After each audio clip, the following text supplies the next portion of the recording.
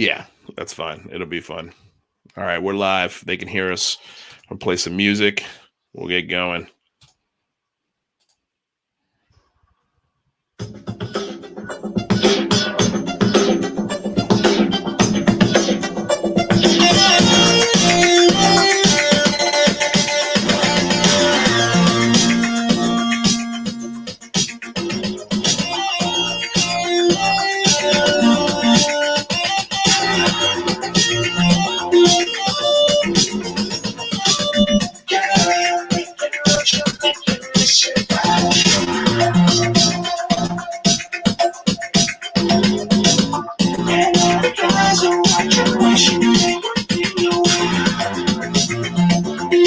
Hello, Mr. Jazz Shaw.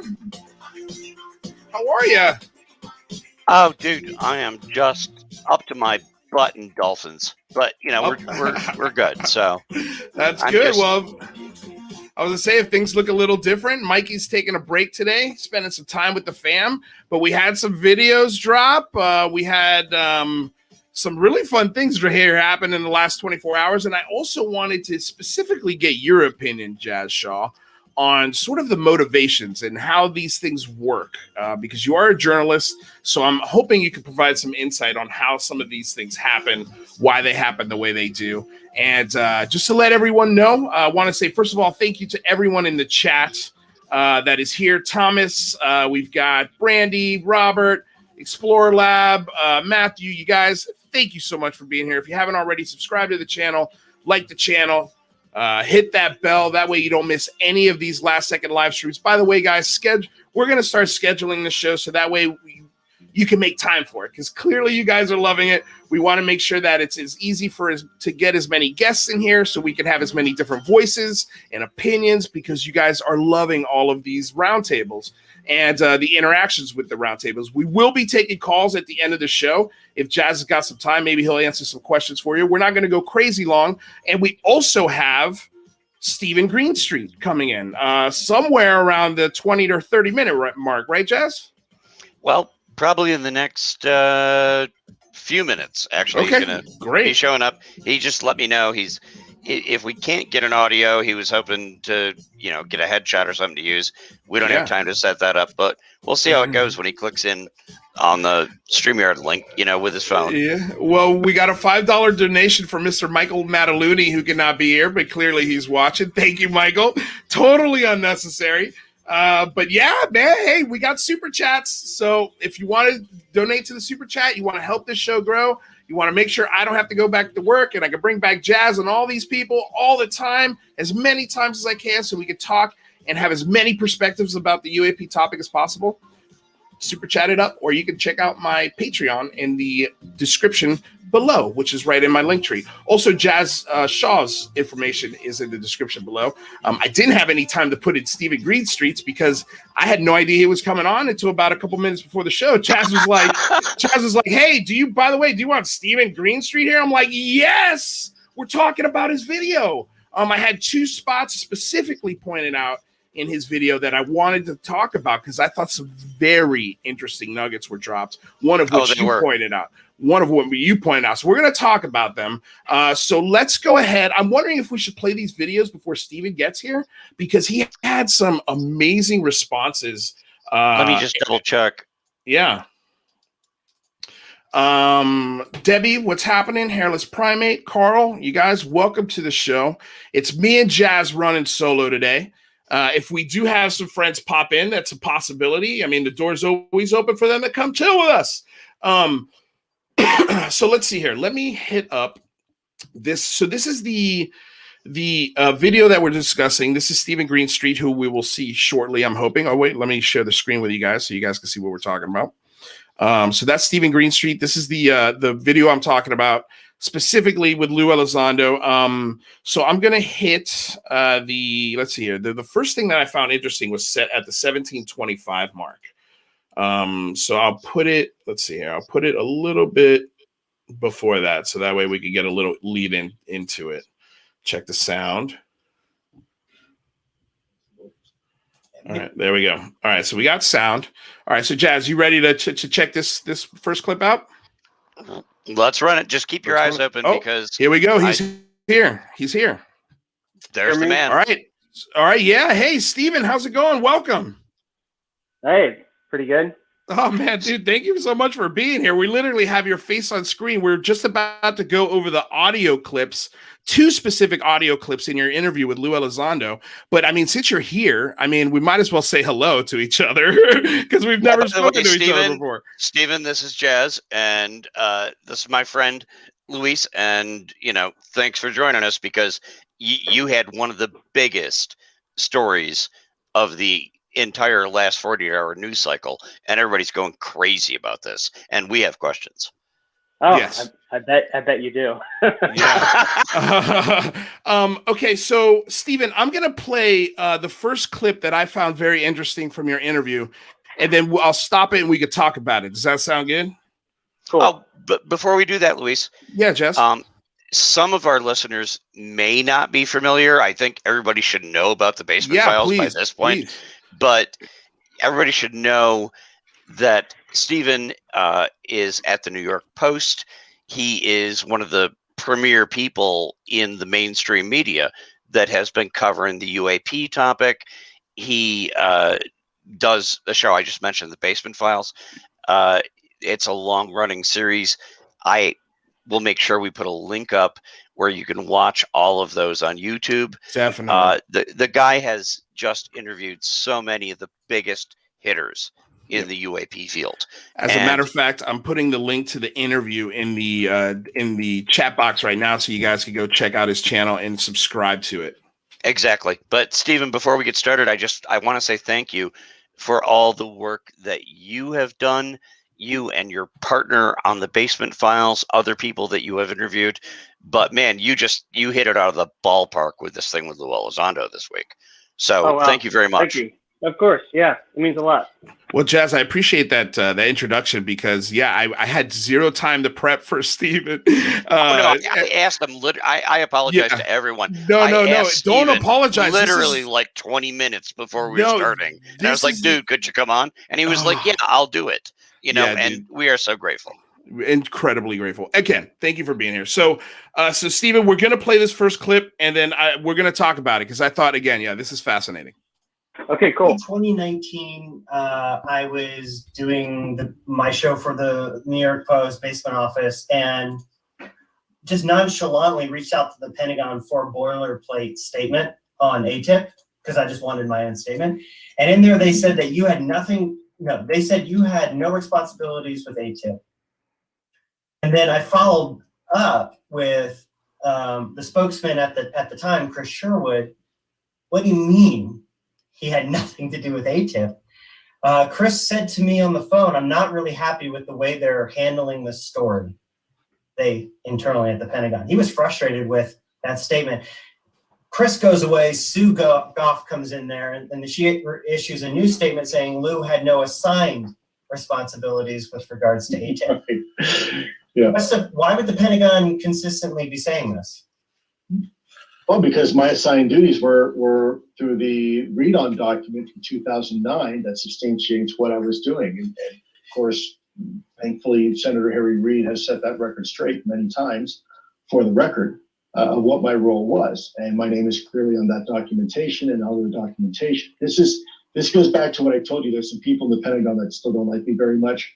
And unfortunately, Colonel Goff, by the way, interesting background of her own, was not being well served. She was getting information from people there that were formerly in my chain of command that really did not like me coming out. And that's the bottom line. So now they're threatening that, because of course Dana White first said, yeah, Lue was part of ATIP and it was all about UFOs. And then of course Sherwood comes in and they try to backtrack a little bit. No, he had nothing to do with it. Well, now that they know they can't say I had nothing to do with it, they're now trying to threaten me, saying, well, he had no assigned responsibilities, meaning through the USDI chain of command, I had no assigned responsibilities because I was working Gitmo for them, Guantanamo Bay. So these assigned duties were coming from the legislative branch, and that's where you see the documentation.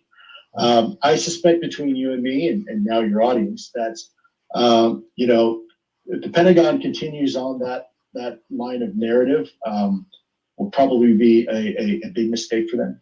Okay, that's where I'm going to stop it. Okay, so there's 3 things in this that stuck out to me like a sore thumb. The first is Colonel Goff. I'm sure that's public knowledge, but that's just something I wasn't aware of as, someone who is not, a journalist or reporter. So that stuck out to me. The second thing that I found incredibly fascinating was this this idea of, if the Pentagon continues with this line of I had nothing to do with this, they're gonna be in for a world of hurt. I took that as they're lucky I'm not suing them. And I was like, wow, and he actually cursed. We didn't actually get to that part of it. But what sticks out to you, Jazz? Those were I guess 2 things. I said 3, but I'm trying to think of the third. No, I'll toss that over to Stephen because he did the interview. Right. And Stephen, I know you and I have discussed in the past offline. There are some people who are aware of Susan Goff's military background, the fact she was brought out of retirement just for this job. She wasn't just some random spokesperson. But were you a little taken aback when he said that? I was, and I'd never heard that before. And he follows that up with interesting background of her own. Right.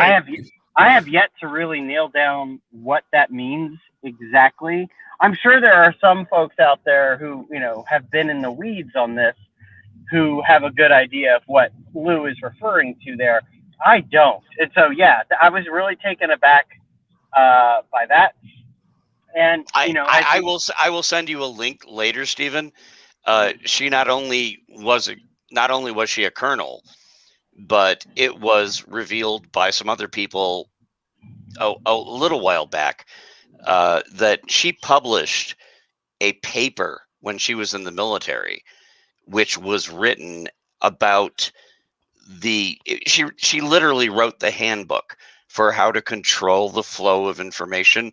She was basically, and these are my words, not hers, she basically wrote the book on how to be a disinformation agent. And there's a link out there. I will send it to you. And it hasn't shown up in a lot of places. She wrote the paper for the military on how to control the flow of information with the public and not have people talk about things you don't want them to talk about. And she showed up there. And I think that's what Lue was referring to when you were talking to him. Yeah. But, I'm not surprised by that. I mean, the Pentagon wouldn't want a person who isn't an expert in that to be a spokesperson, that's the name of the game. I mean, even like big corporations, their PR firms, like they're masterful at things like that, controlling the flow of information, staying on brand, staying on message. Exactly. But, the thing that I think maybe a lot of people aren't aware of is the statements that Sherwood gave, the statements that Goff gave, these official statements, those statements don't come from them. When they're asked about, when someone calls Susan Goff and says, "What is this?" she says, "I'll get back to you." She then goes to the office, whatever office is relevant, and says, "Hey, do we have a prepared statement on this?" If they don't, they have to craft one. They have to come up with one. She has to work with other offices, other people within the DOD to come up and craft a statement. So it's not like Sue Goff is in some basement somewhere, like coming up with this stuff. She has to work with other folks, and then they direct her what to say. Essentially, that's how it works. Let's say hi to Christine, by the way. Hello, Christine, joining us now from the debrief. I didn't know I was on, and I was reading the comments. I'm like, people know that I'm here, and I just. Yeah, might as well pop in. Well, we're happy you're here, Cristina. So real quick I wanted to ask a question on your pushback when you heard the answer to, that Stephen, that Lue Elizondo was not part of the ATIP program. And I saw your face. You were just like, wait, what are you talking about? And that's what I was at first, when I didn't hear that pushback from Gaddy Schwartz, I was a little confused as to, well, why is the media pushing back on this question a little bit? Because it's so obvious. But then after talking about it with Jazz and we had a conversation, it seems as if Gaddy's playing a little bit of 3D chess in that he knew that was going to be the response to the question and already had that letter in his back pocket, knowing it was going to pop out publicly. And so, you know, maybe that's why they didn't get any pushback. But I mean, how do you feel about the idea that Susan Goff is writing statements about somebody and not, I just don't understand how that statement comes out of that sort of intelligence and is not scoffed at by everybody because they know it's completely false. How do they themselves not know that's false? Why do that? Like, what's the motivation of saying it not only once, but it's kind of saying it twice in the way that they specified how he didn't have any direct orders, or I can't remember the exact phrasing, but you know, they're basically, you know, and the other thing that I just remembered is that Lue Elizondo also popped in there that he was at Gitmo. So that also I found fascinating. Yeah, so basically what happens is words mean everything. Look at every single word in every statement they've released, because words matter here.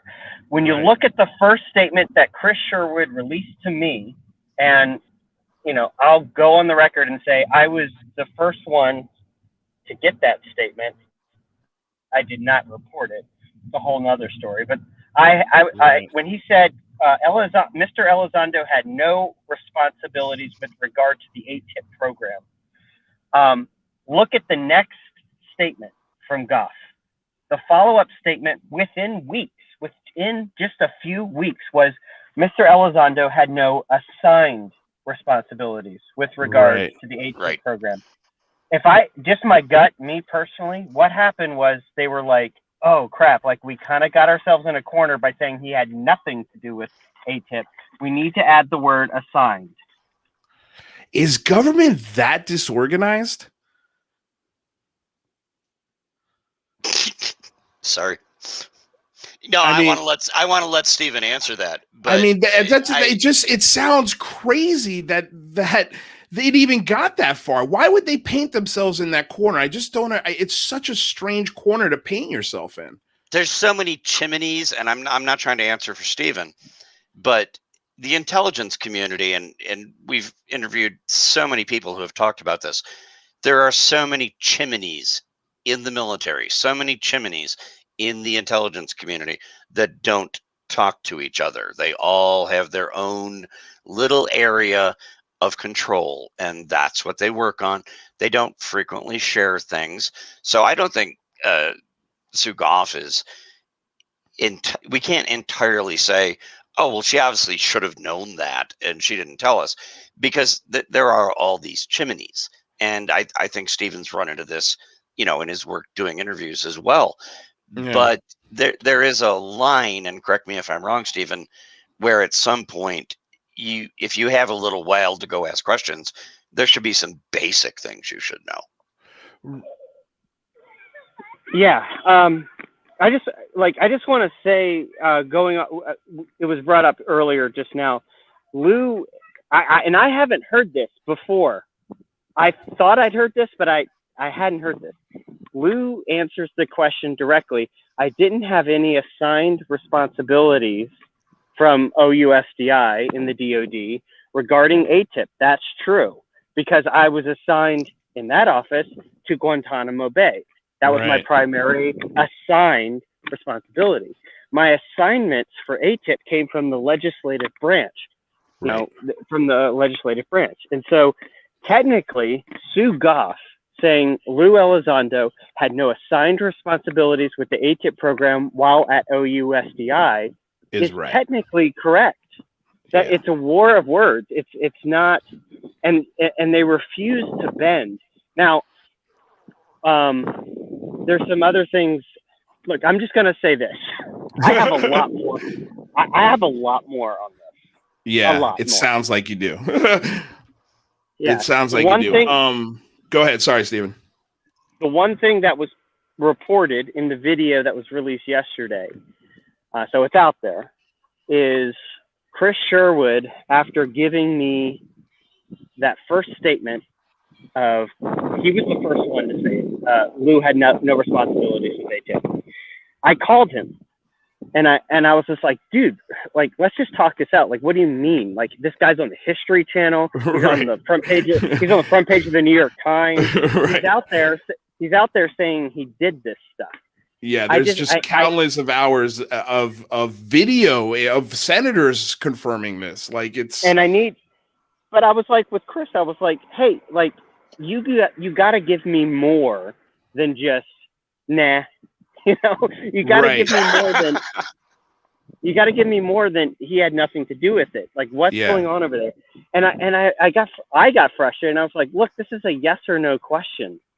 I don't even need a statement from you, man. I just need yes or no. Yeah. And he sighed. He paused on the phone, sighed, and said, I'm not really happy with the way they're handling the story.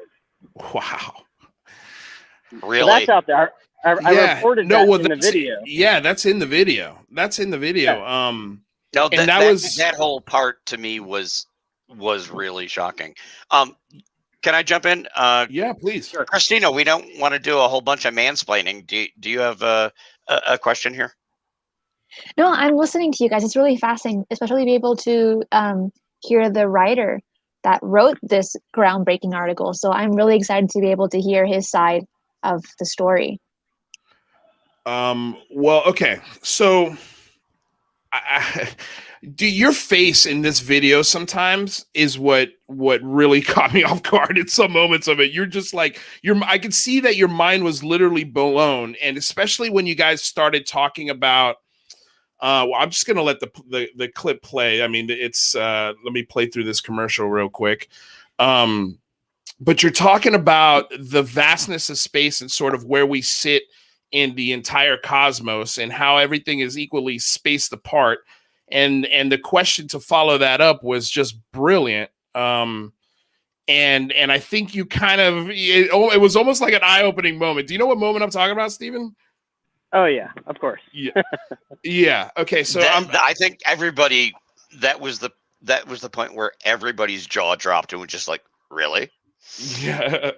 Oh my goodness. Hold on. I lost the video. Oh, unbelievable. Hold on one second. All right, here we go. All right. Bear with me, guys. So the timestamp is 25:05. Yeah, this is a totally professional operation we're running. It's totally. Here we go. Touch, taste, hearing, smelling, right, whatnot. And that's it. That's how I judge the entire universe. And yet there's this entire reality around me that I can't perceive. I have Wi-Fi signals coursing through my body. I have cosmic radiation coming in from outer space. I have cellular signals bombarding my body in GPS and all these realities going around me. Even in the visible light spectrum, okay, I can only see within a narrow band. Anything in the infrared or ultraviolet or beyond that, I can't perceive. I need technology to interface with that. So by definition, most of the universe, I can't even perceive. And then when you look at the human being in the context of scale, if you look at the very, very small to the very, very large of the universe, right? The human being sits right roughly in the very middle. So the universe is about 27 billion light years from side to side that we can see in the visible universe.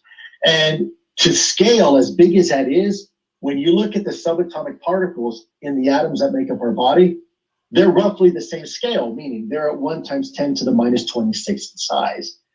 So you have this equally large universe inside every human being. And so my point being is that the majority of the universe that we interact with, we will never be able to see. Look at the night sky and look at the pretty stars. Now look through it through a radio telescope. You're going to see nebula. You're going to see things that are right in front of your eyes, but you can't see them. So is it possible that there is more to reality and to life than just the very narrow band in which we perceive it and in which we live and scale? Is it possible? Well, I would submit to you that most of Mother Nature, every time we try to define who she is, she defies our explanation. She doesn't fit in a neat little box. So there are things, you've established that in broad terms, there are things in front of our eyes we can't see.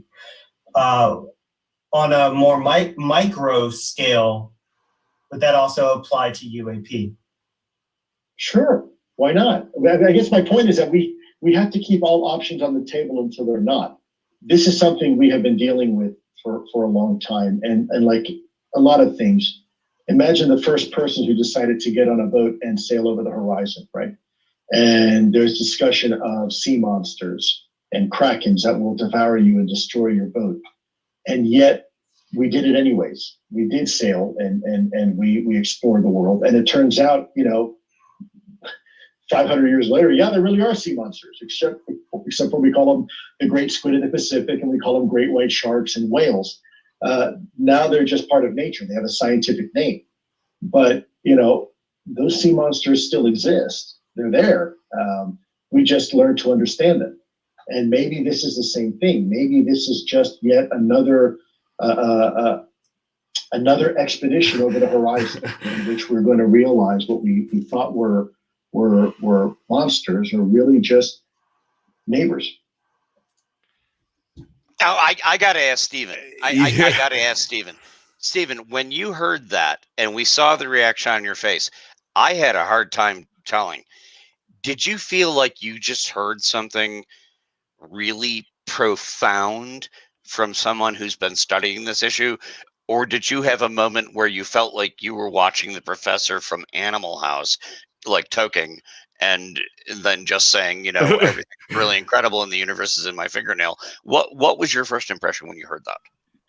The hairs, I'm not joking. I am not exaggerating. The hairs on the back of my neck stood up.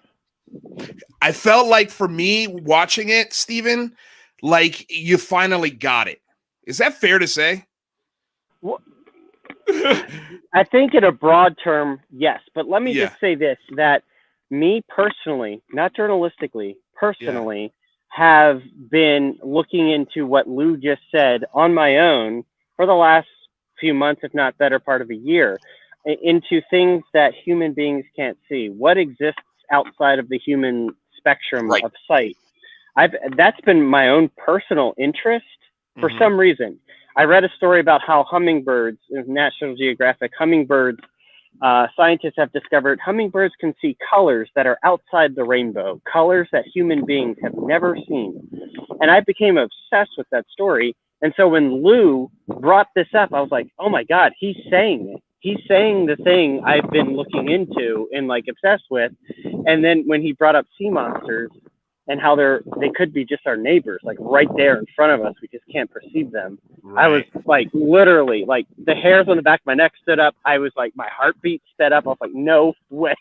Yeah. I felt like in the last month, I've also had that moment where something like that, because I found this out recently. Lue Elizondo is a member of Mensa. He's one of the smartest people on the planet. And the way he articulated what the universe is and how every person is carrying around the equivalent of our entire galaxy, I thought it was, first of all, I never heard him say that. So kudos to you. Maybe Cristina, you could correct me on that. Did you have something to say? Yeah, actually, I have a question for Mr. Greenstreet. Yeah. And what are your thoughts on the Skinwalker Ranch portals? Because I'm so obsessed with other dimension aspects, and both Lou and James Fox, when I interviewed them, they were kind of inclined to believe more in that aspect. Yeah. So I actually had a Mr. Fugel, I guess that's his name, the current owner of Skinwalker Ranch. I was actually on Twitter chatting with him the other day, and this exact thing came up about interdimensional. Some folks refer to it as the veil, that is drawn before our eyes. And he literally said, he believes that there is a spirit world, right here. We just can't see it. Right. And there's this spiritual level to it. And so me personally, from a science fiction point of view, that's super cool to think about. But from a forensic point of view or journalistic point of view, it's a tough nut to crack. Right. How the hell does a journalist go, well, I discovered the portal and here's my Right. story on it, you know. Right. Like, Well, it's also, I mean, like, from my show's a lot to do with sort of the politics of this and how we can actively engage ourselves with our local and state politicians. And it's just very difficult if you're going to approach a local and state politician to start off on portals. But what Lue Elizondo is saying, that's like, it's in that realm, but it's just, how do we get there with the American people where they can start accepting that sort of theory or idea, where they're getting comfortable with it. And I thought the way Mr. Elizondo expressed himself to you in that explanation was really nice. That was just a beautiful way to sort of to make people understand this is not, I think from what I gather, this is a lot closer than what we realize. Yeah, and I think, honestly, I think the way to reach the layman or someone who may be like have a knee-jerk reaction to the idea of a portal, there's already hard science out there that points in that direction. I mean, just a few months ago, there was a lot of news about these cosmic radiation particles in Antarctica.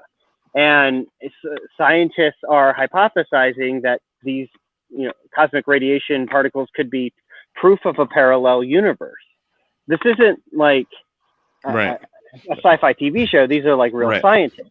And so if you could point people to that and say, hey, here's the scientific precedent, here's the scientific data, and then offer Lue's analogy, then you can glue the two together, Stephen, if I can. Yeah. Stephen, you got into the thing in the interview where Lue was talking about running into somebody who tried to steer him away from doing this because this is all demons, or whatever. It's a religious or an anti-religious, a demonic sort of force. And that's only one example of types of resistance that he ran into. When you finished that interview, did you come away with an impression that there is enough support for transparency inside the Pentagon that the effort to get this report out is actually going to go ahead? Or is there still a huge stonewall? Because I know you asked him that, but I thought Lue was a little ambiguous. What was your impression? Just to help us out. Do you think, he believes that there's going to be a report either now, or if it's an interim report and there's another one in a year or 6 months or whatever, or does he fear this is a lost cause? No, Lue is extremely optimistic. He did confirm that the anecdotes that he shared of, especially the very, quote, very senior person at the Pentagon who told Lue to his face to stop looking at UFOs because they're demonic. He confirmed that, he said some of those people are still there. To this day, they're still at the Pentagon. But he said the cat's out of the bag. At this point, you've got U.S. senators going on major news networks like Marco Rubio, Mark Warner. You've got people saying this is something we need to take seriously. And so you've got a public mandate, a congressional mandate now with the UAPTF report that's coming out. So the hand's been forced, whether they like it or not. Their hand has been forced. Give us the stuff, stop fooling around and give us what we know. Now, Lue doesn't believe we're getting much of anything in June. And in his defense, his analogy is, when 9/11 happened, it took us 3 years to come up with a comprehensive report. If you're talking about a phenomena that's been going on for decades, if not centuries, then it's going to take a little longer. So he thinks an interim report basically just say, hey, here's some stuff. We're still working on it. We'll get back to you in 6 months, that kind of thing. Well, that's what we've been asking for as well. When we did the big phone home a couple weeks back, that was one of our requests. Is because that's something that, first of all, Lue's been saying that for months, that this is going to be delayed. So expect that. So since we're going to expect that, might as well just ask for the preliminary report and then ask for an extension on the report and see what happens. And then we also double down with, we'd like to see a yearly report. I think that's something that the American people deserve. I mean, if we're getting one report, why don't we just start the ball rolling on this and start giving the people a yearly report? But what I did want to ask you, because I thought this was very, very interesting that Lou said, was that if the Pentagon continues down this line of denying that Lue Elizondo had anything to do with this, and Lou also said, he's like, look, I don't want to pick a fight with the Pentagon. I'm not trying to argue or fight the government. I want to work with them. And this is not about me. This is about something bigger. Do you think that the Pentagon, if they keep going down this line of denying after all of these reports and all of these senators and public awareness is starting to really grow, do you think that a lawsuit would happen? I mean, is that what he was inferring when he said that? Like, look, I don't want this, but if I had to, I would definitely have the grounds to do it. What do you think about that? Or am I just overplaying that moment? So how I interpreted that moment and how I think Lou, delivered that was, if I picked a fight, a dirty fight, a back and forth, he said, she said fight, that's all the news would talk about. That's all the people would talk about. It would be all about that. And what would get lost in that is the data, the facts, the evidence. Right. And so I think he knows that, and he doesn't want to do that. In fact, he wants to help them. He's like, I'm here to help. If you guys need help. When he said, I would sue the crap out of them, I think he meant if this, he was inferring if this was a personal thing. Got it. If the other stuff wasn't at risk of being lost, then I think, and then he said, then I would consider that. Yeah. But I mean, you definitely sense some frustration in him, though. Yes. He said people there don't like him. There are some people there that don't like him. They're pissed off about the way he left. And, and then I asked him, I said, but that seems really callous to have a personal problem with someone. I get that. People don't like each other sometimes. It happens. But to translate that personal issue to an official statement to the people of the United States. That seems like a bridge too far. And, it's weird. So anyway, I think that UAPs, I think ATIP, I think all of this stuff has been a thorn in the side. That's just my personal impression to the Pentagon. It's just been a pain in the ass. I have a sense, Stephen, that, it just seems like Lue Elizondo is working to build sort of a firewall. Maybe that's not even the right word. There's a lot of stuff out in the media. There's a lot of stuff in mainstream media. You are only one of many mainstream media reporters that is now talking about something that even 12, 16 months ago didn't get this much attention. And now it's building.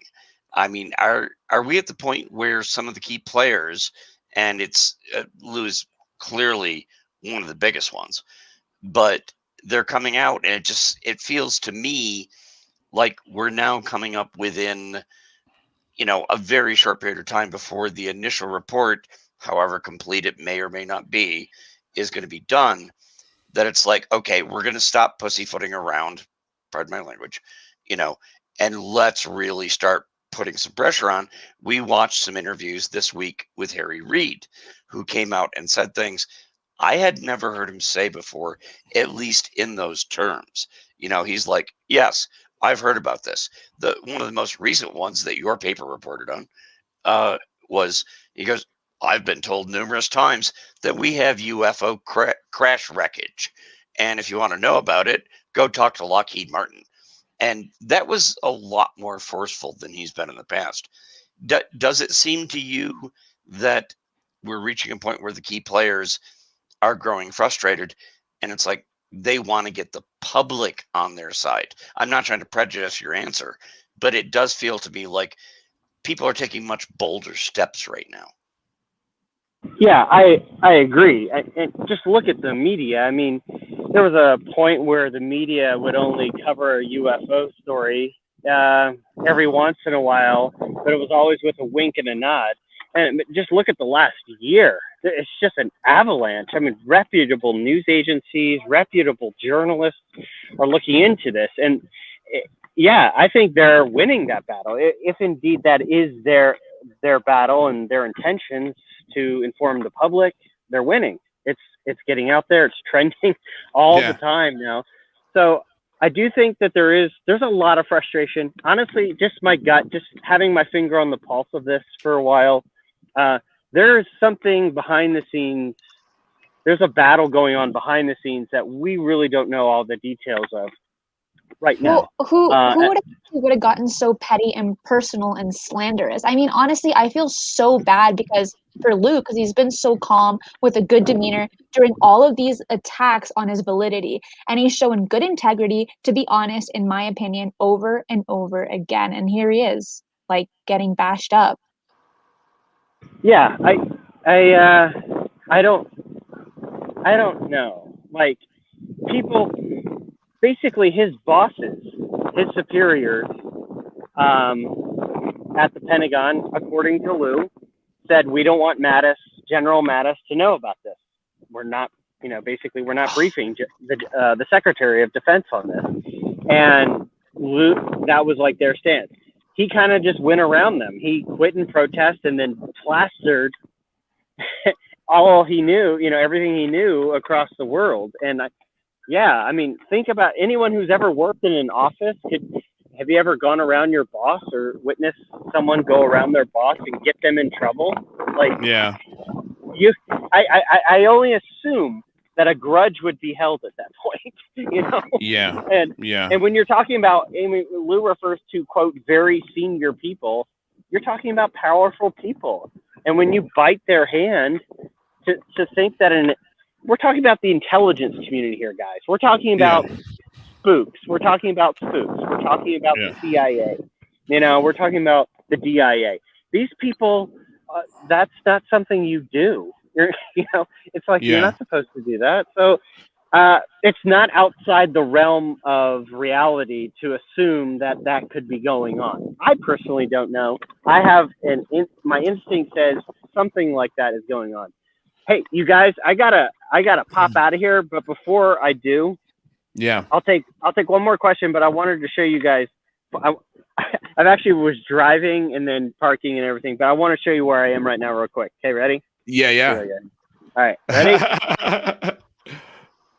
The Nimitz encounter. You're in Cali. Yeah, the Nimitz encounter happened it happened over there. About 90 miles that way. And then Dude, Catalina Island, which is a renowned hot spot, is right out there. It's in the clouds right now, but you can get on a boat here and take it right out there. Catalina Island's right out there. Steven, what bar are you going to later? Maybe I can meet you for a beer, bud. I'm actually grilling for my family. I've got grill duty going, so that's where I have to hop in. Well, hey, man, we appreciate you being here. I had a $100 donation pop into the chat while you were talking, and he's got a question, but I'm going to leave his question for the panel. And because I wanted to I actually had a question for both of you guys in how this information, can you tell me a little bit as journalists, why did all of these conglomerates kind of release this information around the exact same time? Is that because the information is being slapped at you guys all at once? Or is it, can you just explain the process of that? Why is the coincidence? I got that. It's the most like innocuous reason. Okay. We were working on our piece for like over a week. And we heard like rumors of like a big article dropping, and we were like, oh crap, are we gonna get scooped? Yeah. And then the Sun, it was the Sun. The Sun dropped an article about Lue's 9/11 quote, and intelligence failure worse than 9/11. And at that point, we just pulled the trigger at that point and launched ours. And then what was it? Yeah, and then New Yorker launched theirs. So that's literally all it was. Yeah. You don't want to get lost in the mix, but you also don't want to get scooped. And so you're like, oh, okay, so this is happening. Originally, we hadn't planned on launching any of this until Monday. Okay. So the video in the article wasn't supposed to go up till Monday, but then we pulled the trigger for Friday. That's the answer. Well, Mr. Steve I just want to say, please, I was the one who reached out, and this was on such short notice. Thank you. I just want to say again, dude, thank you for coming on such short notice, because there is huge interest in this story, and we really appreciate you taking the time. Yeah, and by the way, I also, if I were to build a set of my show, it would look exactly like yours. I love the look of your channel. I love what you guys are doing there. I wish you did one every week. I love it. Love it. So please come back. I cannot wait to talk to you again. Thank you, Steve. Okay, guys. Thanks for having me on, guys. Thank you. Holy shit. Wow. Okay. This guy has his finger on the pulse. He's got his finger on the jazz all the time. Killer get. I'm just so happy. I reached out to him literally and called him with 22 minutes to go. Not even. And I was like, dude, can you come on our show? And he's like, dude, I'm in the car. And I was like, yeah, but can you come on the show? And he's like, dude, I'm in the car. And I was like, but you can come on the show. I like and he's it. like, all right, send me a link. And Steven is a stand-up guy who is in the middle of all this, and he came to help us out. And I just want to say we owe him a debt of gratitude, and we will have him on again. Big time. I cannot wait to have him on again. I only got to ask a 10th of the questions I wanted about that video, because he also started addressing some things that I just had follow-up questions for. So Parker Hicks. Mr. Parker Hicks, you, sir, have the guts. This happened while you were talking, Jazz. I was like, oh my God, I had to temper my excitement. This is crazy. 2 days in a row with $100 donation. So the question from Parker Hicks, and he says that's USD, not ZAR. The question is, do you think the military warning/training sites off the east and west coasts are UFO hotspots because the military activity, or were they chosen because there was already activity there? I think Lue Elizondo would have a very interesting reply. Well, we're going to have him on the show, Parker. So when he is, make sure you come back and remind me of this question, because we can ask him right to his face. But did you guys have any thoughts on what Parker's asking? Well, I think it's an awesome question. I really do. Yeah. But remember, these things have been tracked globally, even in the Persian Gulf, buzzing over naval ships and fleets. I also have seen mentions of activity around the Catalina Islands. Is that how you say it? Catalina Islands off the coast. Yep. Yeah, off the coast of California for many years. I just wonder if it's more of a case where they're watching pretty closely. Well, I will say about the area off San Diego, full disclosure, I'm a sailor. I was in the U.S. Navy. I retired from the Navy and went on to other work like I'm doing now. But I was stationed in San Diego. And that area that's being talked about, I sailed out there a lot. And to me, I think, Cristina, the question comes to, if I was a hypothetical alternate non-human intelligence, is that where they are and we happen to be there? Mm-hmm. Or is it a fact that we're there all the time and we're interesting, so they show up there? We have been using that area. I'm going back to the 1970s. I was out there sailing around. We had entire carrier groups. We've been sailing there forever with nuclear powered vessels, with nuclear weapons. I think that draws a lot of attention. So if I had to make a pick, I would say, well, they go where we are if we're doing things that are interesting. Does that make sense? Because it wasn't random that the Nimitz group was there. Yeah.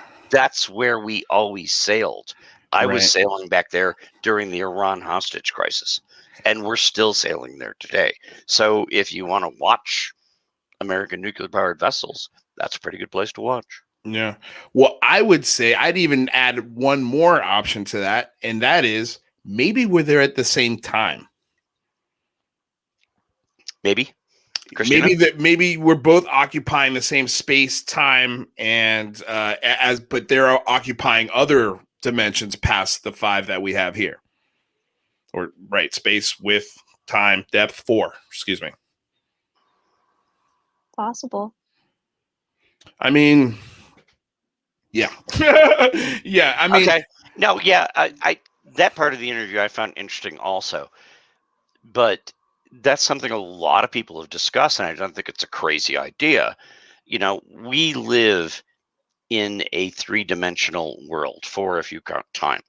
X, Y, Z. Height, width, depth. Yeah. Those you could add time to that. Those are the things we can perceive. Right. And as was said in the interview, well, there are colors beyond the range that we can see. Our physicists say that instead of 3 physical dimensions, there may be as many as 9 or 11, depending whether you're a string theorist or not, you know. And what if there are things going on in dimensions that we didn't evolve senses that are able to perceive? And I think that's kind of what Lou was saying.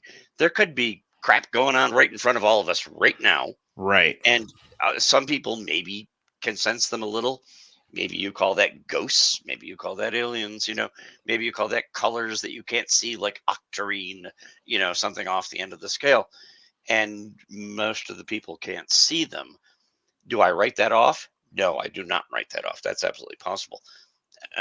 But I do like to focus on data we can collect that most of us with our pathetic little 3-dimensional senses are able to perceive and try to do repeatable tests on.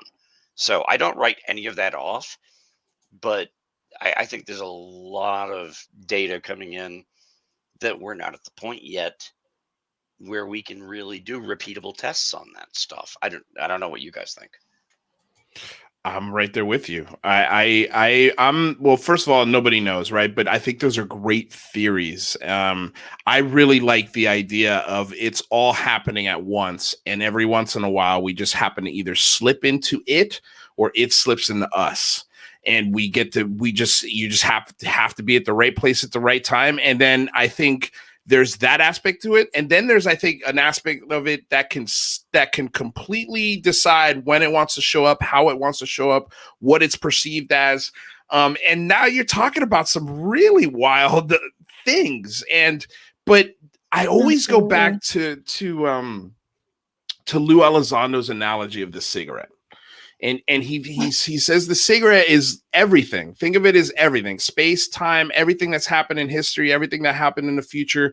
It's all of it. And the ash of this cigarette is everything that is past. It's the past. The cherry is what's happening right now.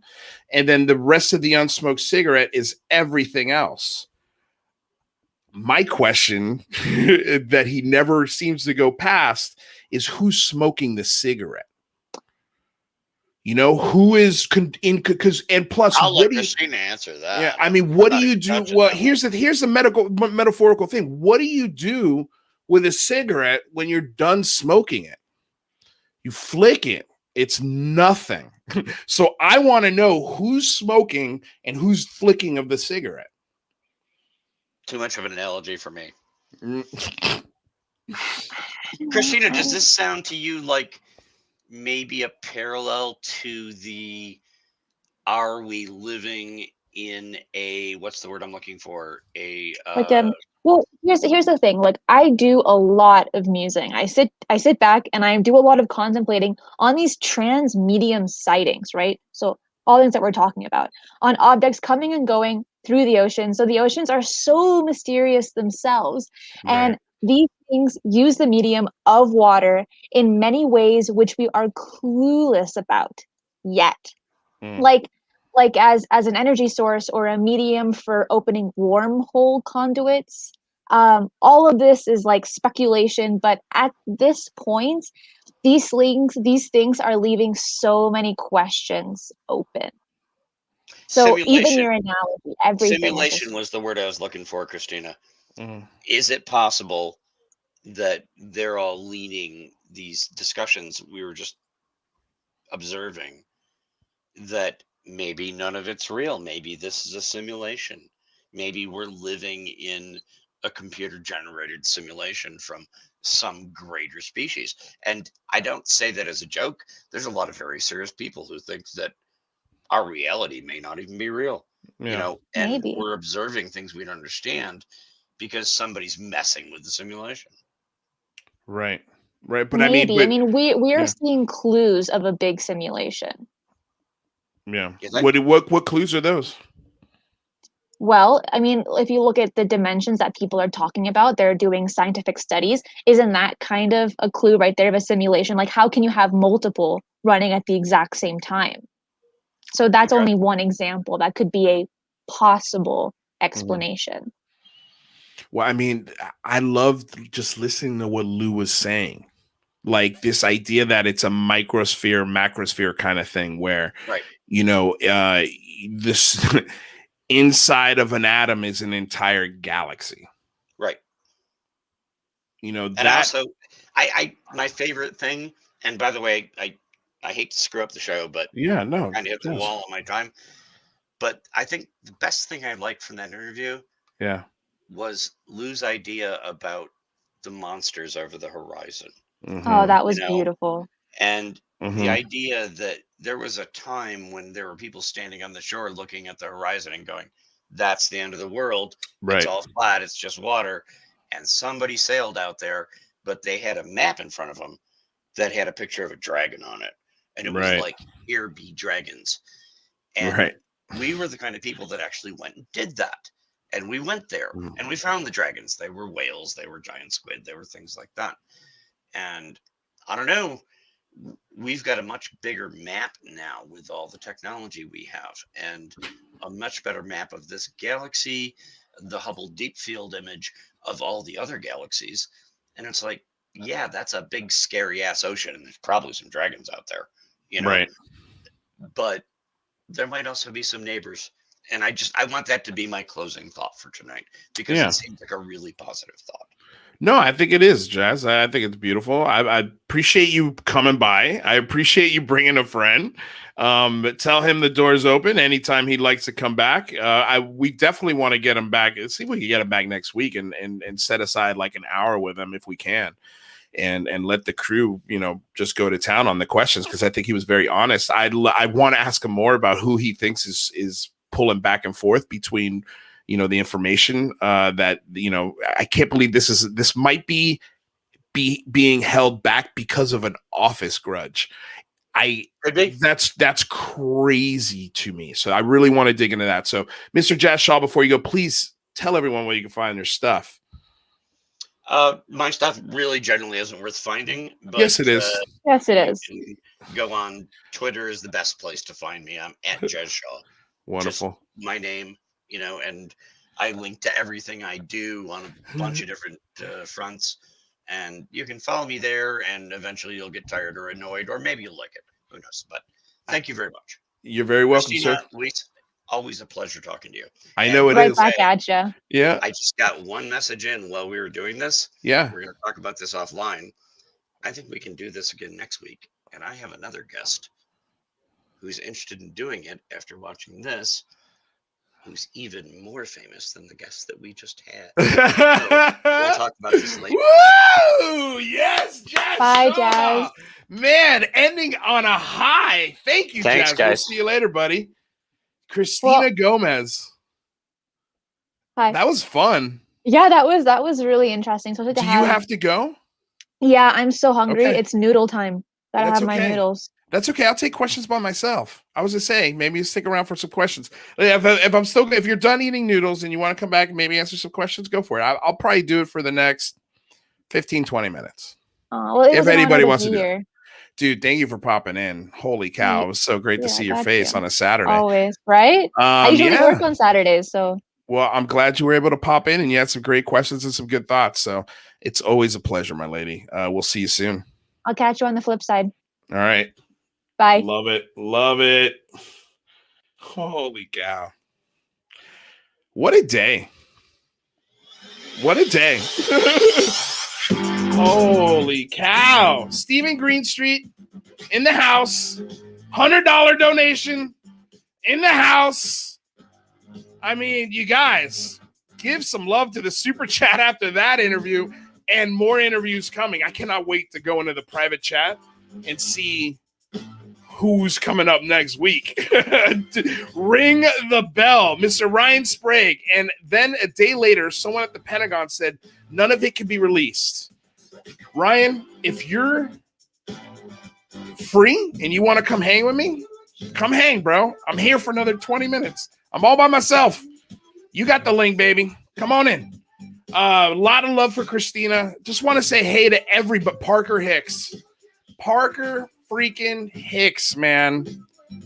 Rather be squibbing. I've seen theories about phosphate. Wasn't aware was abducted in those locations. I don't know what you're referring to. I have a feeling you're answering a question from Rather. Rather, so happy to see you here. I rewatched yesterday's show, you guys. And Rather, honestly, dude, I feel like you can have a shot on this show anytime you want. I love your face. I love your energy. I thought you were hilarious, dude. So just keep that in mind. I thought that was a lot of fun. We had Thomas stop by, dude. Thank you. By the way, Thomas is going to be on Alien Girl 111 show. Thomas, tell me again what time that starts, dude, so you guys could go over to her channel and check it out. She goes up every Saturday. So if her show starts and I'm still in here, don't be afraid to leave my stream and go show her some love. Her show's just starting, so definitely do that. And if not, you want to hang here, then do that. It's up to you, baby. I ain't gonna make you do nothing. All right, so let's do this. Let's throw in the StreamYard link so you guys can call up, see if you have any questions, any thoughts on what we just heard. Maybe some questions to write down for Green Street next week, and who else may be watching. Oh, yes. Yes. Yes. We got Sprague in the house. What's up, buddy? What is up, bro? I am I'm going gorilla tonight. I didn't get made up. I don't got my nice baby. Background. This is Ryan Sprague raw. I love it, dude. I love it. Monday Night Raw, Saturday Night Raw. Saturday Night Raw. Awesome, dude. So did you get a chance to watch the show? I tuned in right when Green Street left. So I have a lot to rewind and go listen to, but I found it really interesting when you guys were talking about just how unbelievably contradictory that the Pentagon's being right now. Like, dude, it's like when you lie and then 2 years later it catches up to you, and then everything just falls after that. That's why I was trying to press them on, like, why? How do they not know this? Why do they keep pushing this really silly narrative that just makes them look like a bunch of jerks? Like, well, you asked, like, someone said, can the Pentagon really be this stupid, or can the government be this stupid? And I mean, I think they can. Yeah, they're showing it. They're showing it. It's happening right in front of our face. It's shocking to me that it sounded from what Green Street was saying, and I don't want to put words in his mouth. I'm just extrapolating what was said on the channel. It sounds like this could just be an office grudge. Like, they're pissed off at Lue Elizondo for quote unquote not doing it the right way, yet he's Mr. Do everything by the book. So I don't understand, like, because when I talked to Lue about Edward Snowden, he was visibly bothered by the idea that Edward Snowden is this martyr, or like, like this person who he was very upset. And look, we talked about the philosophy of what Snowden did. Like, I could understand why he did it. But I feel like his heart was in the right place. He just did it the wrong way. And I think I maybe got Lue to agree with that part of it a little bit, but what he really was very clear on was holy cow, we just got another freaking super chat, man. Oh, nice. Ryan, this super chat has been going bananas. I heard. Yesterday we had $100 donation. Today we had $100 donation. Now we got a $40 donation. You guys, thank you so much. The more we do this, the more I can do this show. Let me speak to that, man. Like, yeah, please. Anyone watching or listening, being a podcast host and a content creator, I know how hard this stuff is and how much time it takes. So this is people showing you the love that you deserve, man. You are working harder than anyone I know out there. You make me feel lazy. Here's the thing, Ryan. And this is what I've been trying to tell everybody. I told you this personally. I'm tripping over content. I don't know what to do with myself because I feel like I see something that's right in front of everyone's face and they're not grabbing it. And here's the thing.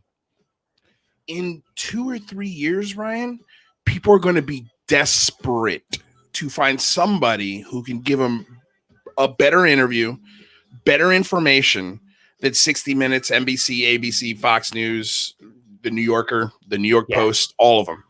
Because none of those organizations know how to talk about this topic the right way. They're not asking the right questions, not because the journalists don't want to do it, but because the organizations, the bigger conglomerate of those journalists are just like, no. We're not running that. And also they sometimes have to answer to the Pentagon on what they're running. They're tied. Project Mockingbird. Everyone go look it up right now. They're just tied to this machine and they can't. And dude, I'm trying to tell the community we can do this every day and we can do it together and we could build our own unspoken network. This is very easy. I love it, man. It's like tonight. I was doing my stuff. I'm editing a show. I'm doing this. And then I just happened to get a notification. I click on and it's like an Indiana Jones movie. You know how they all start in the middle of an adventure. You're not even there from the beginning. So it's like you're like a serial, like a comic book serial where we're thrown in halfway through the adventure. And I can always just come in and be like, oh, what's he doing now? So no, I think it's awesome. You can do it for as long as you want, which is where you get the good, real, true conversations. The one thing I wanted to tell you in the chat there that I was saying, because it might have been unclear, I was responding in terms of the person at the Pentagon who is kind of stirring the pot and everything. So I've been working on something for a while now, which I've teased. So I'm not I can definitely talk about it. Yeah. I'm working with a Navy serviceman who had 5 separate UFO incidents at a naval air station. I was able to find another witness to corroborate many of the incidents, which was, step one of journalism. I got to verify this. He is who he says he is, this, that. So I talked to public affairs at this naval air station for 2 hours. Wow. On the phone collectively between a few different phone calls. And I was ready to pull the trigger. And they gave me some comments. They did this, they did that. I've got the phone calls recorded and everything. And then a day or two later, I get an email from Pentagon and nothing. They said I can't publish any of it. No way. Again, man, I go straight to the source, the air station, and they give me all this amazing stuff. They're like, do it. And then here we go. It's getting worse and worse. They're making Lue look bad. They're telling us we can't even report on certain things, even though the actual Navy base said, do it. It's just, I got so enraged. I'm pissed off. And I'm not that guy. Dude, I'm not that guy. No, I know you're not. And I can tell you, Ryan, that's the theme that keeps coming back, especially with the military guys. They're pissed.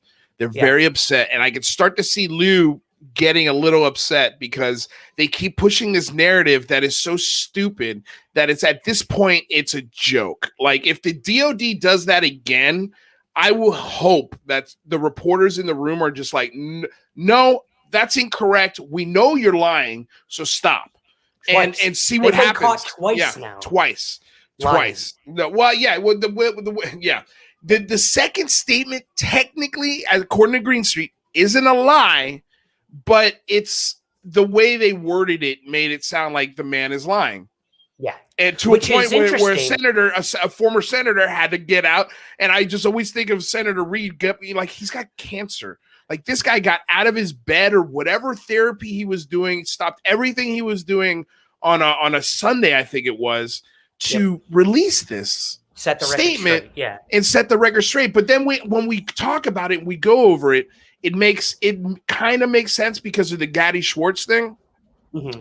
You know, it's almost like he's playing 3D chess. Like he knew this was going to be the answer from the Department of Defense. And that letter came out almost instantly because as soon as he got pushed back from Twitter, it was like all of a sudden magically this letter appeared. It was like, oh, okay, I see what you're doing, Gatti. Yeah. And so now we've got hours of audio, we've got hours of video, we got TV shows, and we've got it in writing 1,000,000%. And I think this helps when Cristina disappeared. Where'd she go? I was gonna pop her in. This helps when there she goes.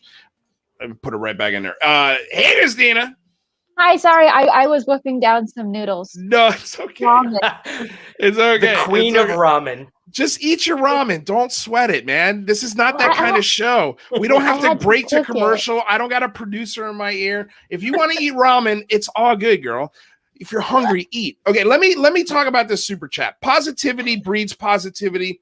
Your passion and energy is contagious, and you're building something unique here. Keep pushing, pedal to the metal. You got it. For $40, you got it, dude. I'm gonna put this baby in the freaking 6th gear. We're going all the way. This momentum is not stopping whatsoever. Sprague, do you have time to hang around and answer some questions if we got any? Yeah, absolutely, man. Okay, because I might have some questions for you about this story that's rubbed you the wrong way.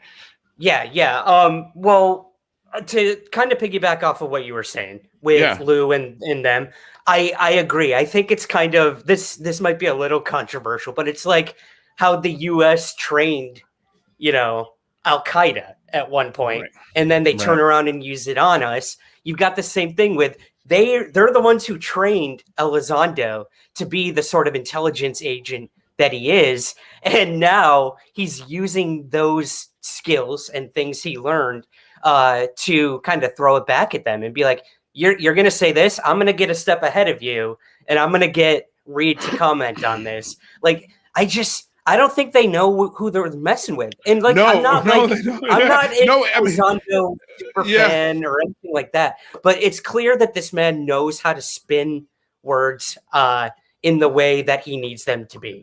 That was his job. That was his job.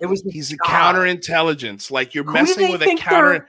I have no idea, dude. I have no idea. And I can tell you, like when Lue said, if this was anyone else, I would sue the shit out of them. That's what came out of his mouth. I've never seen him show that kind of those many teeth before. Like that was like, go ahead, keep fucking with me. They're making it personal. If I know anything about Cuban men, they are the most stubborn sons of bitches in the world. And if you tell them that they can't do something, they're going to do it. And they're going to keep doing it and keep doing it and keep doing it. And that's what we're seeing out of him. So this idea, I think for me, especially for me, that interview went a very long way to confirm. And I've been leaning this way, especially after I talked to Lue, that this is not an organized effort to get funding for something else. This is not what this is. It's just not. Listen to his statements. But more importantly, go back and watch that video and just look how upset he is. He's not happy because it's like, I can't believe this is where we're still at. Yeah. We're still talking about this. And all the now progress the been Department made. of Defense looks dumb. It just looks dumb. Just looks dumb. It's not the first time. I mean, it took them a year and a half to officially release those damn videos. And I think it was a mistake on their part. It made them look absolutely unorganized and terrible. And yeah, it's ridiculous. Again, I think that's why we need to keep doing what we're doing. And Lue always says that. It's like, you guys are making a difference because we are, they are, everyone is, whether it's like Greenwald hammering the FOIA or, you know, it's events like the Big Phone Home or what have you. Like, they're paying attention. And the UFO field, there are some brilliant, very smart, experienced people. These aren't tinfoil hat wearing dumbass people. You know, there are people who know what they're doing, and they're forcing them into a corner. And I'm not getting a conspiracy and like this has anything to do with aliens. Like, I'm not that guy either, but I can just see this is kind of getting to a fever pitch. And I think it's because of the report, whether it's delayed or not. Like, tensions are getting high, expectations are getting high. And I think they're going to do whatever they can to try to continue to discredit the man who kind of got this whole movement going. Yeah. What are you saying, Cristina? Oh, and I said people are getting educated as well. So that's adding a lot of fuel to the fire. Well, the biggest difference for Lue Elizondo going to these senators from 2017 to 2021 is now he's got a lot more people behind him. Oh, yeah. He's a lot more people behind him. So now he can go into those meetings and go, you guys, there was just an 8-hour live stream having this discussion and how to engage you guys politically that reached 1.3 million people. And only 20,000 people actually watched it. But next year, that's going to double at least. At least. And from one Cuban to another, I guarantee you, it's gonna double. This ain't going. This is not going away for the Pentagon, the Department of Defense, or Miss Goff. We're knocking on the door, and we want you to open it. Period. Full stop.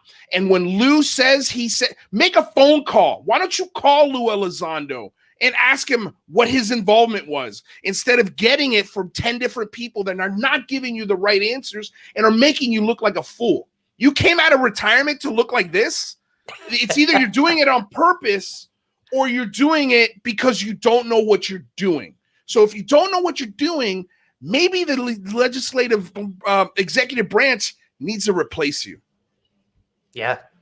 And also, like, one report, I don't think so.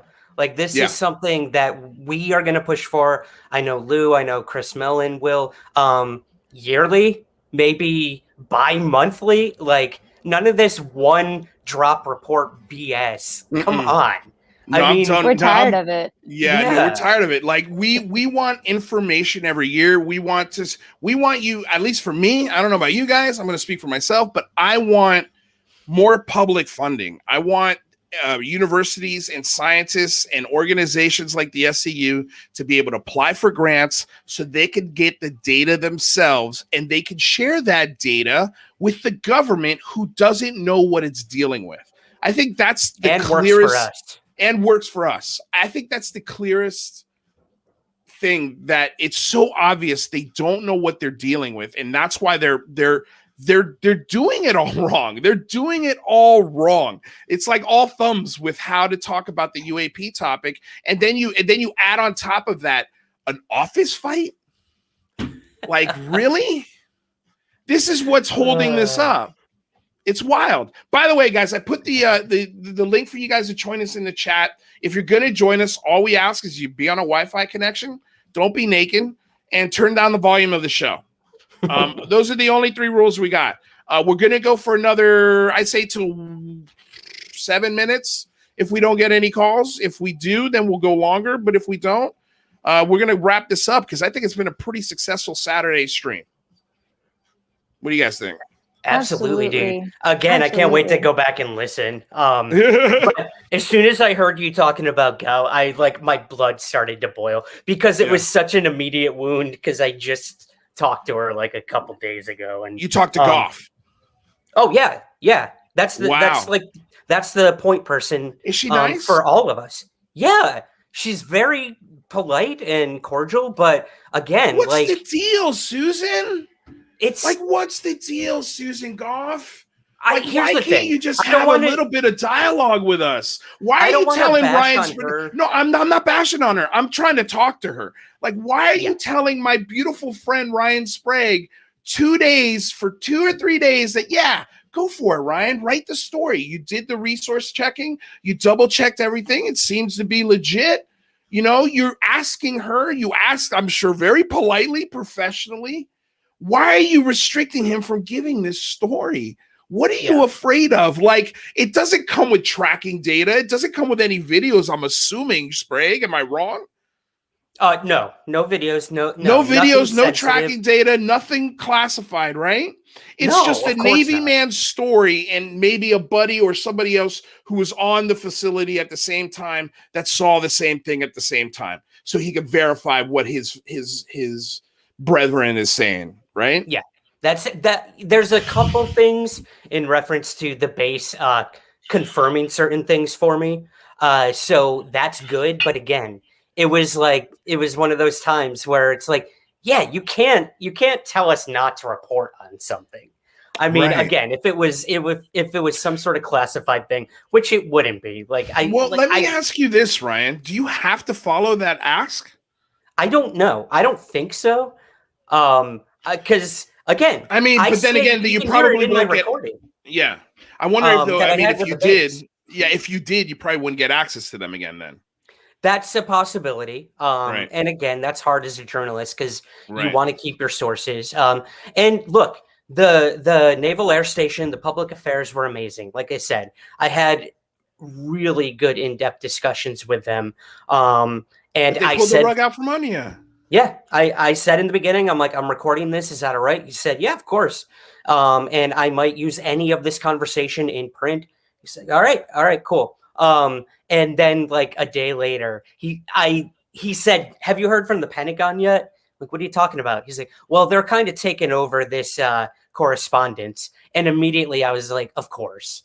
Okay. So basically everything we just had a conversation about, I'm going to go to them and they're going to say, no, like we can't comment on that. It seems like a mess. It seems like a damn mess. Like it seems like one half of the arm is saying, yeah, go for it. I mean, you know, we approved the Navy to do this. They've got a now reporting system. We know about all the videos and it's public.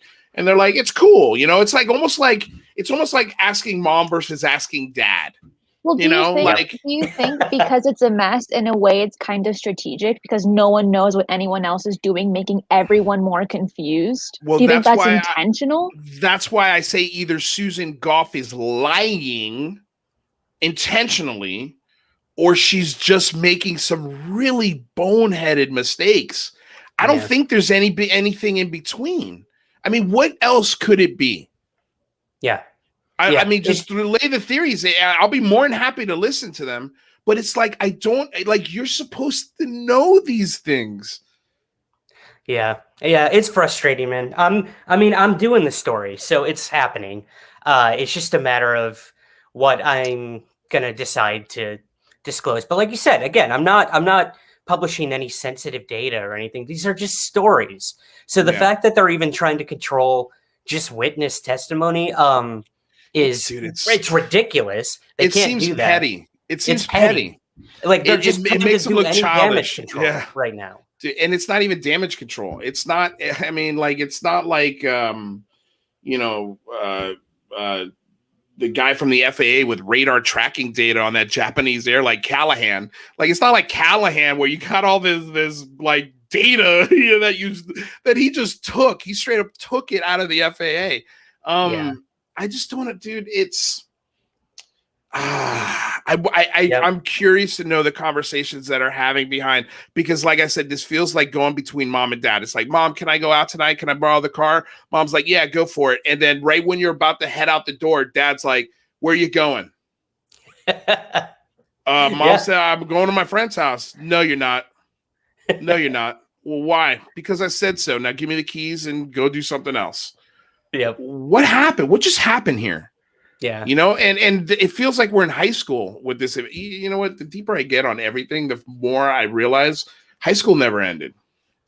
Like it's just it continues into every aspect of life. These little clicks, these little like just did you hear what that person said? No, what did he say? And then all of a sudden it's like, well, we're gonna hide UFO information because he went around our backs and got our boss in trouble. It's like, what are you talking about, dude? Yep, and you still got the bullies at the top.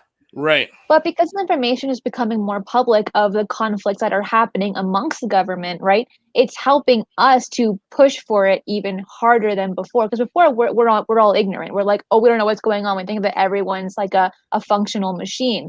But now that we don't know, I think that gives the public more power to ask for what we want. That's a good point, Cristina. I think we're seeing a more human side of these people in the government.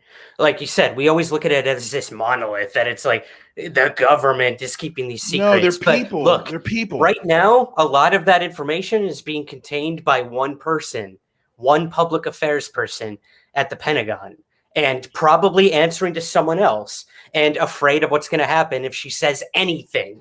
So again, I'm not defending Go because Goff, however you want to pronounce her last name. But I know it's not just her. I know there's many factors to it. But I think you're right, Cristina. I think the more we see them bumble around and make mistakes and get caught in lies or contradictory statements, it makes them seem more human. They can make errors. And like you said, that's when we're almost on the equal level with them. And it's empowering to know that and every revolution starts. Yeah, absolutely. And every revolution starts with one punch to make that big difference. And we're beginning to see it. And with Lue Elizondo doing what he's doing, even though he's having credit being taken away from him, we're seeing that and we're realizing it, opening our minds to the situation to where it's like a revolution is happening. Yeah, well, I thought that was the first punch, Cristina. I thought that was his first punch back. I've never seen him show his teeth like that. That's a great point. And I think he's sick of it. Like, and he, to a point where, I thought that was a shot across the bow, personally. Like, don't fuck with me. Like, I if this was anybody else, I would have sued the shit out of them. To me, that's a shot across the bow. I don't think he wants to go there. That's definitely where he doesn't want to go because that's just going to cause even more issue. He's playing the long game, but he did show his teeth today in that long game. Like, he's very serious about this, and that gave me a lot of comfort in that. And then I guess this is where we'll end. And Stephen Greenstreet, just to double down on what you said, Ryan, and that was Stephen Greenstreet, when he was talking to his contact, Cristina, I don't know if you were writing down the notes because I know you take notes, but Stephen Greenstreet was talking about his contact at a certain office. And when he was like, listen, dude, I just need a simple yes or no. Like, really? Like, we're having this like, you can't just give me a yes or no on whether or not Lue Elizondo was at the ATIP program, even though we all know the answer to this question is a very, very simple yes. And his response was, instead of yes or no, was, Stephen, I personally don't like how they're treating this issue behind the scenes. Like, I mean, that is the most human response that you could get. You could tell from that response, he was frustrated. He's like, I don't know it sounds like, listen, dude, it's almost like when you go to a retail store and you're like, can you give me that discount or whatever? And he's like, I got to ask my manager, like, manager said no, sorry. And then you're like, can you ask him one more time? Yeah, I can't. Okay, this is like he's being an ass right now. Like, he's not going to give you the sale price that just ended an hour ago. I'm sorry. Like, that's what it feels like. They're frustrated. The people within the Department of Defense, the people within these departments, they're human beings, and they're just as curious as we are. And let me ask this to both of you: how shocked would you be if this is being held up because of a personal grudge against Lue Elizondo and a minor grudge? I wouldn't be that shocked. It happens all the time. Look at every, anonymous source on CNN or Fox every single day who has a grudge with someone. And and outs him for something. Like, this happens all the time. So I want to know if that is the case. Like, dude, I'm a theater guy. I am all about drama. I'm all about the tea. Like, I want to know what the beef is between these two.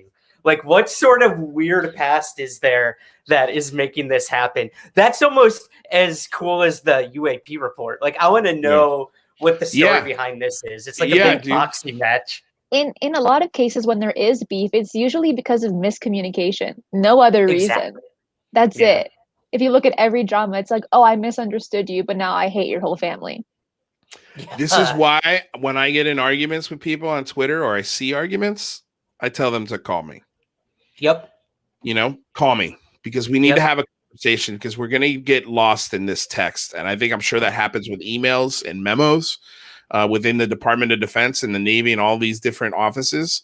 Like, I think people are just losing translation. They're getting lost in the translation of things, and they'll read something. I do it all the time. Sometimes I'll misread something. I'll be like, what the hell did he just mean by that? And I'll respond, and then I'll go back and read it again. I'm like, oh, I'm an idiot. That's not what he meant. You know, like, it happens because sometimes we're busy and we don't get the context of what we're reading, because it's in text. Especially if it's a tweet or something like that. It's just like, we need to stop doing this. We need to stop doing this. I don't know when it was that we went from making phone calls to texting, what year that happened. I feel like it was around 2002 or 3 when texting became really cool. Like, that was the thing the girls were doing. They're like, no, don't call girls anymore. You got to text them.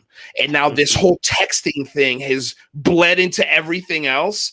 And we're losing translation. We're losing communication in this text form until this Neuralink thing starts working. Maybe then we could start getting on the same page faster and easier. But that's not here yet. So maybe we should just go back to phone calls until we can get the Neuralink. I mean, is everybody here with me or what? I'm here. Yeah. All right. So guys, nobody called. I'm kind of bummed. I was hoping somebody would call. That's okay. I got friends. You guys called, so it's all good. I thought we had some. We called. We didn't text. Yeah, exactly, man. Don't ever text me. Always call me, especially if you're mad. Like, if I screw up all the time. I was in your chat, angry, texting until you said, "Yo, come on," and I'm like, he's right. Like, if I'm really angry, like, I should get my face on there and do it. Yeah, so. But not only that, but this is a great opportunity.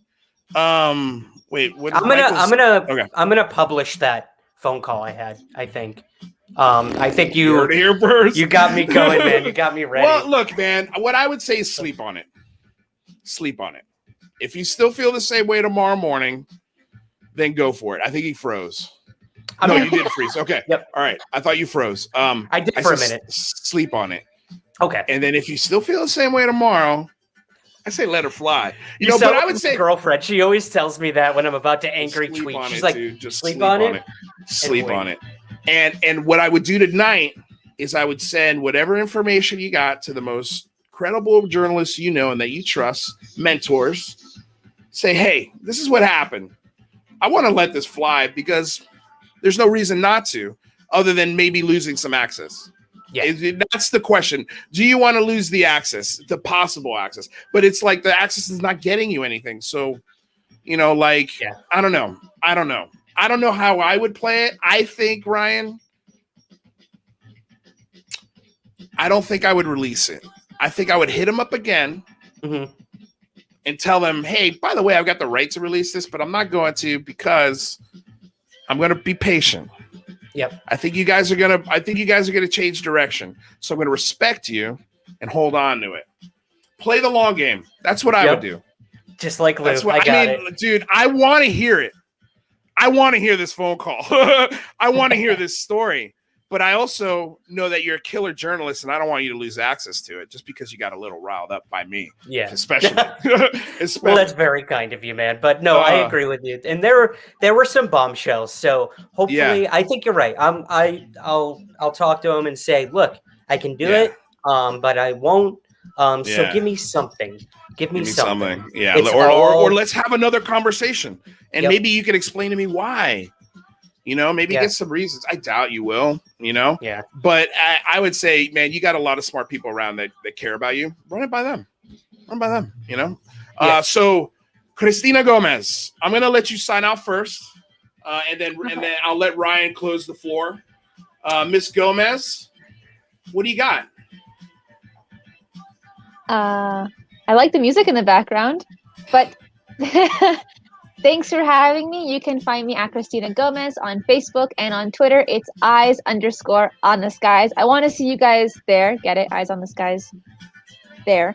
And make sure to be safe, guys. Okay? Yeah. Don't do anything stupid. Yeah. Hey, did you have a party at your place last night?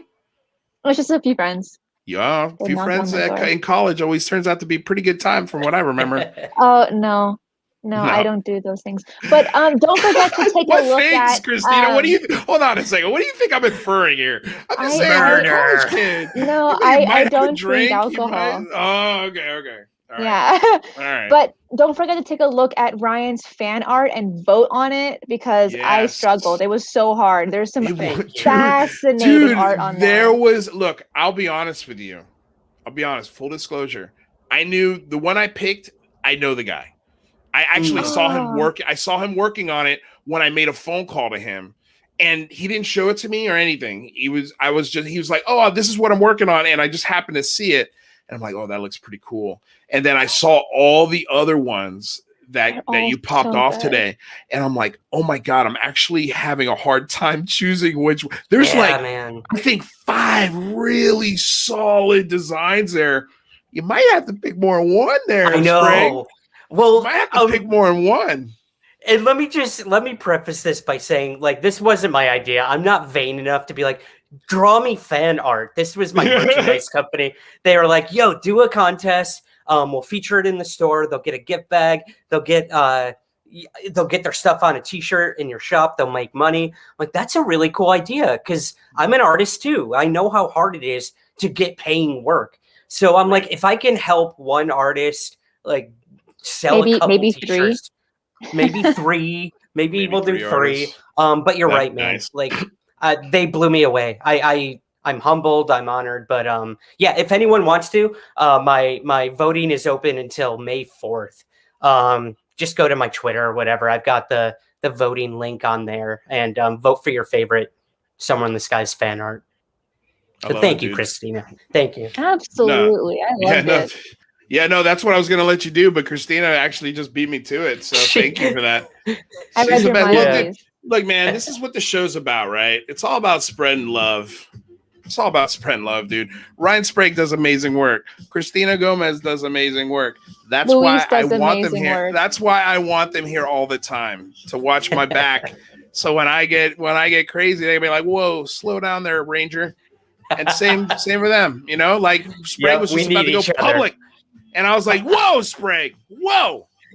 I was about to become an enemy of the state. Yeah, you were. But hey, that's a cool title. Thank you for talking me off that ledge. Yes, it is.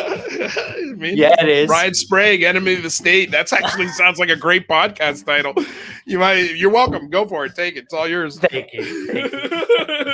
And Sprague, dude. By the way, most entertaining Twitter feed the other day at Wednesday at 3:42. Oh my God, it was. That was amazing. We live streamed your tweets. I heard. It was awesome. Those are the things where I need to sleep on it and maybe not do that. But no just like Cristina said. Do more of like that. Cristina said, I think maybe I'm gonna stop drinking because might get myself in a little trouble. I didn't say that to you. I said I don't. But do your thing.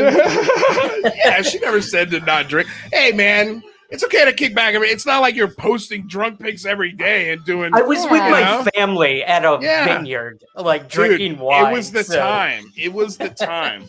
It was the time. Fun. It's Wednesday. Okay. I'm glad you got some family time, dude. You look well rested, so that's good. Thank you. Yeah. You look like you got some ice, dude. So that's. Are you still going to continue your time off? Or are you back to work?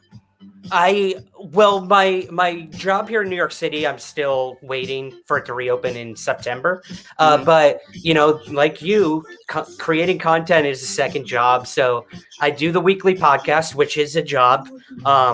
God, I probably make more doing that than I do at my actual job at this point with all the amazing Patreon support and stuff. But no, I'm taking a break next month. I've got enough episodes in the dugout waiting. In the bullpen, I guess, is a better term if we're talking baseball. So next month is May, June. You're taking off June. Yeah. I'm going to be taking off June. So I've got a bunch of stuff lined up, not time-sensitive interviews. Keep an eye on your Twitter because June might be a very big breaking news month. I've heard. And, if you ever want to pop in here, share a couple minutes of your thoughts while you got some time off. I wouldn't hate it. I'll tell you that. Absolutely, man. I'll have my feet in the sand. It's going to be great. All right, you guys. Well, I appreciate you stopping by, getting weird with me here on another episode of the Unidentified Celebrity Review. Next week, Michael will be back. We'll have back Cristina. I'm sure Ryan will be popping in more. You guys, this was a fun show. All right. I'll see you guys later. Bye. Bye. All right, you guys. Wow. I thought it was going to be tough without Michael, but I've been doing this show for a year without Michael. So I don't need you anymore, Michael. Bye. I'm kidding. Of course, I love Michael. I need Michael here. He's my man. And I need you guys here. You're my people. Right? If you haven't already, check out the Patreon. Probably the coolest Patreon on the planet. It's free to everyone. No access, no behind the wall access. Everyone gets everything right up front. No matter if you pay $0 or if you got the guts and you pay $500,000 a month. Yes, that is a real tier. So check it out. The Patreon link is in my Linktree right below this screen right here. I think the subscribe button's over here. The like button's somewhere around here. And the share button's somewhere around here. And then we got super chats. You guys have been killing it with these super chats. I effing love you. I'm trying not to curse because we got to make sure we keep these videos monetized because this is going to be my new full-time job, giving you this stuff all the time. We're working on a schedule where me and Michael could swap between channels 5 days a week. We're working on ways to pay for this channel without having to rely so much on you guys. We're working on a lot of things. Dude, next week's going to be killer. Looks like we're going to have, Stephen Greenstreet coming back and more. According to Jazz Shaw, reporters are paying attention to the site. Gaddy Schwartz followed me back. I hit him up, see if we could get him on the show. He hasn't responded, I'll be honest. I may have to go private route pretty soon. We'll see. I hope not. I hope he responds publicly. I would love to have Gaddy on here. I mean, I've got so many questions as to the questions that are being asked that maybe he doesn't have time to share on an NBC nightly news broadcast. But I don't want to get ahead of myself. Thank you guys, everyone. Jack. Bye, boo-boo. I missed you. Come back to me. Alpha Check. Thank you, my man. How much is $500,000 a month in ZAR? I'd say it's almost a Netflix subscription. So you can find that tier. We've got that tier, almost a Netflix subscription. That's about 500,000 ZAR a month. So if you want to get into that Netflix tier, go for it. I think that's a great tier to be in. Same tier that Michael's in. And Michael doesn't get any more access to the show than you do. He gets it at the exact same time. So congratulations. Let's see here. Jack. Make the subscribers go. That's badass. Hell yes. Hell yes. I just want to say hello to everyone. Andy, Internet UFO Database, Case for Infinity. But this, okay, Alpha Check, Martian Mutt, thank you for being here. Of course, Cristina is always helping me in the chat, answering a question for you guys. We have the Undead Gaucho. I love when he stops by. We're in such a crazy different time zones that I think he's always at work when we go live, which bums me out. We got to work a way to get Undead Gaucho in here as at least a little bit more. But I know the dude's probably at work. He's showing us some love from work, dude. So I appreciate that you're here in spirit, my dude. Ethereal Aura. ethereal aura. That's a mouthful. Thank you for being a fan. Come by all the time. I truly appreciate the love. Justin O'Neill. This looks like a new name. I wonder if there are any options to get Ryan's story out. We'll find out. Let's see what Ryan does. I'm just trying to look out for Ryan's back. I don't want Ryan to get in trouble. I don't want Ryan to lose his access, So, Parker Hicks, you are the man of the day with your $100 donation. Going to a Pittsburgh for a Penguins game Thursday. Seats at glass near corner behind net. Maybe make a UAP sign for national TV. Yes, please. Yes, please. Make sure you put my Patreon link in that poster too. It's not clickable, but it still would be funny for me. Or you could just put the name of my channel on there. That'd be a bit much. You already gave $100. You don't have to do anything more. But yeah, I mean, if you want to get really funny, get a cutout on my face. Here, I'll give you a really good opportunity to pause the video.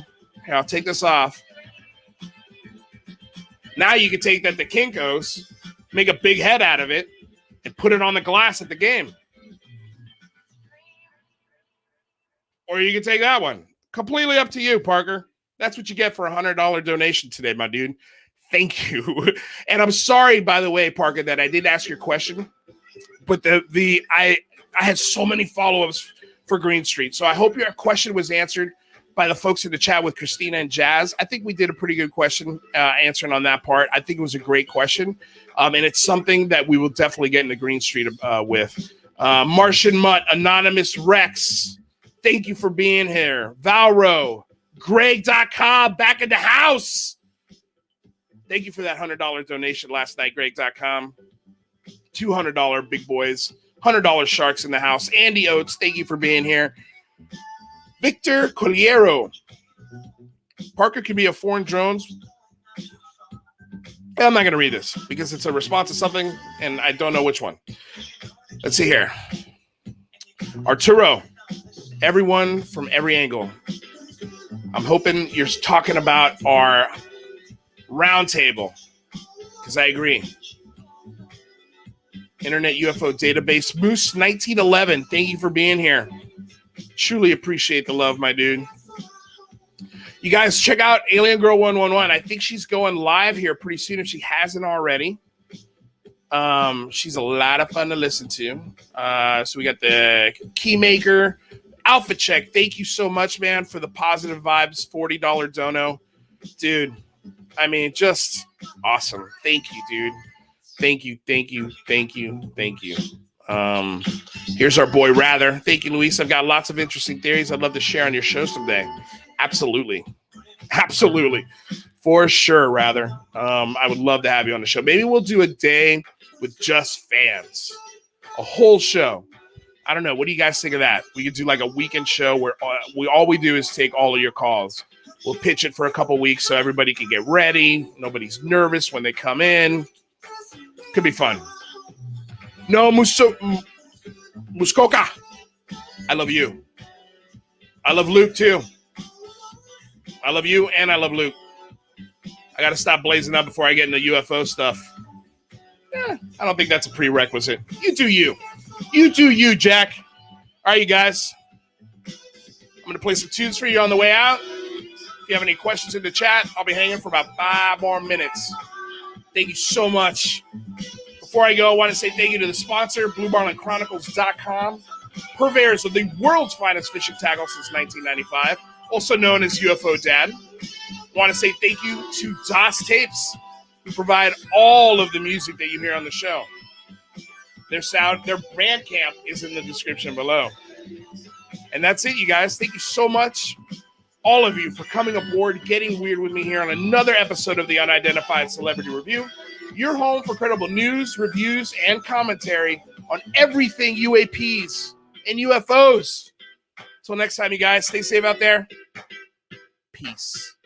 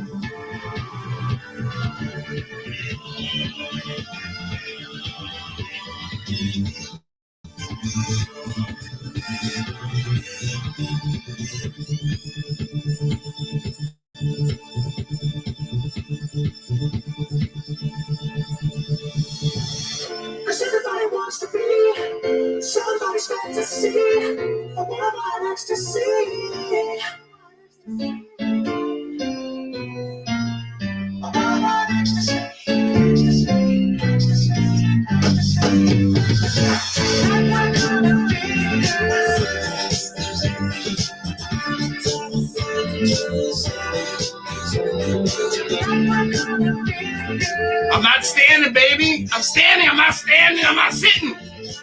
I'm not sitting. I'm standing up. You can't dance like this in a chair, baby. You can't dance in a chair. You can't dance in a chair. It ain't possible. Not this good anyway.